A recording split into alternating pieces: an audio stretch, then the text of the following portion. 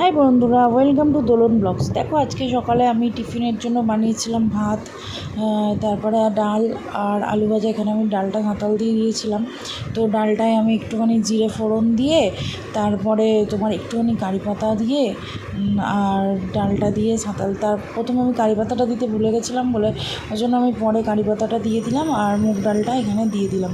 আজকে সিম্পলি রান্না করেছিলাম, কারণ আজকে শরীরটা একটু ভালো ছিল না, তো ওই জন্য। এরপর দেখো, আমি ডাল ফুটে গেছে, তো ডাল ফুটে গেছে, এবারে আমি নামিয়ে নেব। এরপর আমি আলু ভাজা একটু করবো, আলু আর পেঁয়াজ ভাজা। তো এর মধ্যে আমি একটু কালো জিরে দিয়ে দিয়েছিলাম, দিয়ে আলু পেঁয়াজটা একটু ভেজে নিয়েছিলাম। আলু পেঁয়াজটা ভাজার পর এবার আমি আলু দিয়ে দিয়েছিলাম। তো আলু দিয়ে ভাজা হয়ে যেতে তারপর আমি আমার লাঞ্চ বক্স রেডি করে ফেলেছি।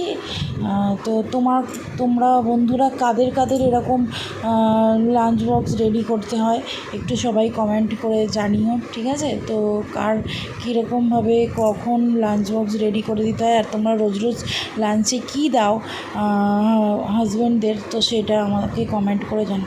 তো দেখো, আমি এখানে সব কিছুর ডাল ভাত রেডি হয়ে গেছে। ডাল, এবার আলু ভাজা দিয়ে দিচ্ছি।